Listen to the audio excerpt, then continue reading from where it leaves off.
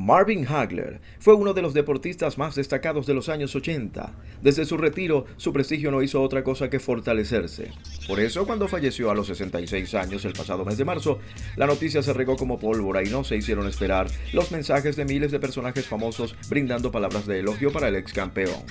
Pero la verdadera historia es que ese cariño y admiración que se percibe en la actualidad no se parecen mucho a lo que rodeaba la imagen de Hagler en aquellos estrambóticos años 80. Esto es Marvin Hagler, un fenómeno malquerido.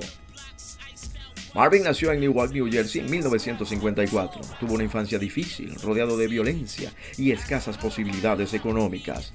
Estas dificultades fueron creando en el joven una especie de coraza o armadura y una rabia interna que pronto le llevarían por el camino de la violencia en las calles. En 1967, cuando tenía 13 años, durante los graves disturbios en Newark que dejaron varias personas muertas y destruyeron muchos hogares, Marvin fue uno de los afectados y se quedó sin techo. Desolado, se mudó con sus parientes a Brockton, Massachusetts, y fue allí donde descubrió el boxeo. Con poca claridad sobre su futuro y mucha desolación, comenzó a practicar día y noche hasta convertirse en campeón amateur de su país. Desarrolló una capacidad atlética extraordinaria y rápidamente se corrió el comentario de que un nuevo prospecto estaba escalando hacia grandes metas. Fue con su salto al profesional cuando de alguna manera lo de malquerido comenzó a germinar.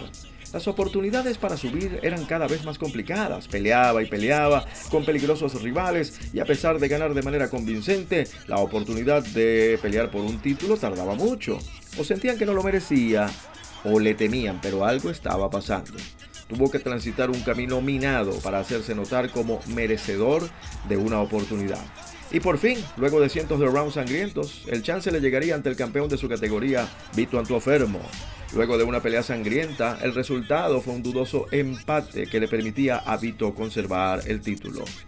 En su segunda oportunidad, no dejó que los jueces decidieran si podía o no ser campeón. Fue a Inglaterra, a la casa de Alan Minter, y lo destrozó en 3 rounds para arrebatarle la corona. El público, indignado por la derrota de su héroe local, le brindó a Hagler la ceremonia de coronación más ignominiosa que se recuerde, bombardeando el ring con una lluvia de latas, botellas y sillas. Desde ese día comenzaría el calvo de Brockton a tejer una cadena de victorias impresionante que lo establecían como uno de los campeones más sólidos de su generación. Pero algo pasaba. Era muy bueno y todo, pero no ganaba dinero y no estaba en las portadas de las revistas, o por lo menos no tanto como Leonard, Durant, Hearns o Larry Holmes. Era temido pero no amado, no tenía carisma, sus condiciones eran tremendas, pero para las grandes cadenas de televisión eran otros los nombres que les resultaban apetecibles. Esta situación llevó al campeón de los medianos a desarrollar un resentimiento que se traducía en declaraciones que descalificaban específicamente al que veía como el personaje que se llevaba todo el crédito que él merecía, Sugar Ray Leonard. Lo retaba a pelear, le trataba de cobarde por haberse retirado de los cuadriláteros y eso, lejos de beneficiar su imagen, lo establecía como una especie de villano envidioso, incapaz de crear su propio fenómeno de masas. La consagración y la mejor bolsa de dólares llegaría en 1985 contra Tommy Hearns, en un combate electrizante en el que Marvin aplastó a la Cobra de Detroit, propinándole un tremendo knockout en 3 asaltos. Parecía que la vida le sonreía y le pagaba por su tenacidad. Ahora sí se hablaba en todas partes del maravilloso Hagler, así lo apodaban. Las cosas iban para mejor, ya que un buen día, el odiado Leonard decidió aparecer y le propuso el combate que tanto había deseado. Lo que no sabía Marvin Hagler es que el sueño se le convertiría en pesadilla. Los especialistas no veían oportunidad para Sugar Ray, no era el mismo, había estado retirado y Hagler tenía en aquel momento un aura de invencible. Hagler se lo creyó y cayó en una trampa. Muy confiado, no se empleó a fondo en la primera parte de la pelea y dejó a Leonard desarrollar un plan favorable para él, corriendo, pegando y saliendo. En la segunda mitad, Hagler encendió los motores, pero se dio cuenta de que la cosa no era tan fácil.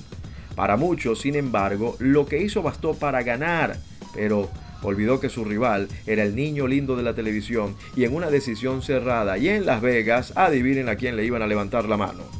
Ganó Leonard e inmediatamente la frustración se apoderó del maravilloso. Se bajó del ring con ese trago amargo y nunca más se volvió a subir a un tinglado. Se fue por la puerta de atrás con los bolsillos llenos, pero el alma vacía. Ingresó al Salón de la Fama como uno de los 4 fantásticos de su generación. La muerte lo sorprendió en marzo pasado. dejó de latir un corazón que durante muchos años cargó con el estigma de haber pertenecido a un gran hombre, a un gran atleta, pero que fue un fenómeno mal querido.